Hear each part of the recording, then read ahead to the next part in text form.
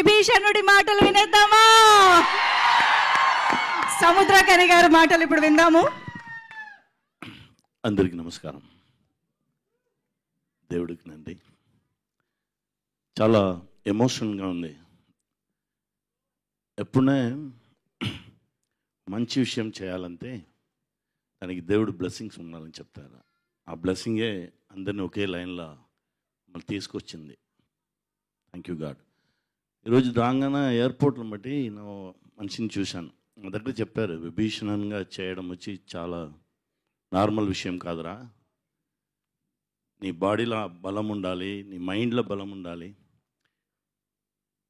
ఆ రామచంద్రుడు స్ట్రైట్గా బ్లెస్సింగ్ ఇస్తానే అది జరుగుతుంది, నువ్వు చేసుకున్నావు, గాడ్ బ్లెస్ యూ అలా అన్నారు. నా చూసిన రామచంద్రుడు దా ప్రశాంత అలానే చూశాను. ఎందుకంటే సడన్గా ఉండే మీట్ చేశాము, నాకు ఏం తెలియదు. సడన్గా ఉండే చూస్తే నాకు డిజిటల్లో చూపించారు, ఇది చేద్దాం, మీరు చేస్తే బాగుండు అనుకున్నాను. సార్ వెళ్తాం సార్ రండి. ఆ కాన్ఫిడెన్స్ ఫస్ట్ లుక్లోనే వచ్చింది. Thank you sir, thank you.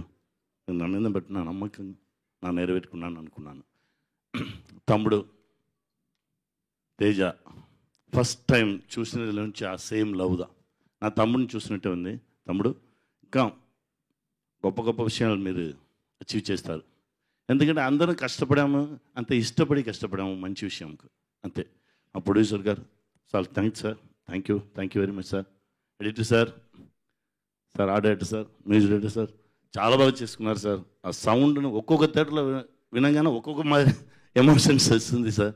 Cameraman sir, extraordinary cameraman, ఎప్పుడు ఏ టెన్షన్ ఉంటారో సరే హ్యాపీ ఫేస్లో ఉంటారు. Thank you sir, thank you brother, తమ్ముడు థ్యాంక్ యూ. మీ అందరికీ నమస్కారం అండి. మీరు లేదంటే ఈ సక్సెస్ లేదు. Thank you very much. Thank you so much sir. Prashanth Varma cinematic యూనివర్స్లో మీరు మళ్ళీ కనిపిస్తారని ఆశిస్తూ ఉన్నాం కూడా.